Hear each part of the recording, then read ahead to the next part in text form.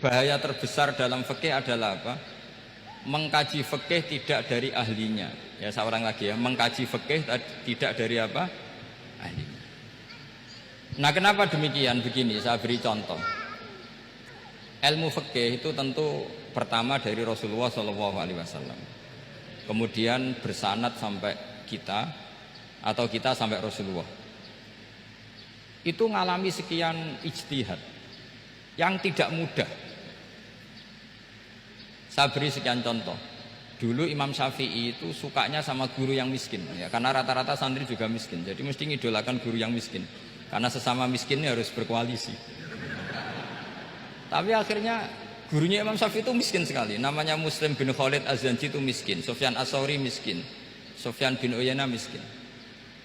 Setelah ngaji di Medina itu Imam Malik itu kaya. Pas itu Imam Malik sudah kaya. Setiap ketemu Imam Syafi'i dikasih uang. Sampai ketika Imam Malik itu bilang, kamu sudah alim, ilmu saya sudah habis, kamu ngaji sama yang lain. Sama siapa? Kata Imam Malik, orang yang sealim saya sudah meninggal, namanya Abu Hanifah. Tapi dia punya murid, namanya Muhammad bin Hasan Asy-Syaibani, kamu ke sana. Terus Imam Malik datang ke Baki. Dulu Baki itu pasar rental, ya Grab lah kita sekarang itu. Mengumumkan, siapa kafilah yang mau ke Irak? Kita ya Imam Malik, dibayari sama Imam Malik. Ini yang antar ke Irak, ke Muhammad bin Hasan Asy-Syaibani. Imam Malik mulai ngeper. Guru saya yang miskin tidak pernah nyangoni, guru-guru saya yang kaya sering nyangoni. Mulai memasalahkan kiai miskin gitu, kira-kira seperti itu, mulai masalah gitu. Setelah datang ke Irak di Muhammad bin Hasan Asy-Syaibani itu si Muhammad bin Hasan Asy-Syaibani itu kalau ngitung uang itu di meja tamu. Jadi punya emas lantaan, punya uang. Kira-kira kalau Indonesia punya rupiah, punya dolar, dihitung itu di ruang tamu. Kata Imam Syafi'i, saya dengan Imam Malik saja enggak srek, ini lebih kedonyan lagi kiai. Ngitung uang itu di ruang tamu. Terus akhirnya si Muhammad bin Hasan Asy-Syaibani ini ahlul usul, dia pakar usul. Kamu heran sama saya? Iya, kiai kok kedonyan. Dia ngomong gitu. Tapi kata Muhammad bin Hasan Asy-Syaibani, kalau kiai tidak boleh kaya, itu tak kayak wong fasik. Ben gue demenan, gue mabuk. Oh jangan, nanti dipakai maksiat. Penjenengan mawon kersane digetokan. Berarti kiai oleh sugih, mun pun angsal-angsal. Semenjak itu jadi satu fikih bagi Imam Syafi'i.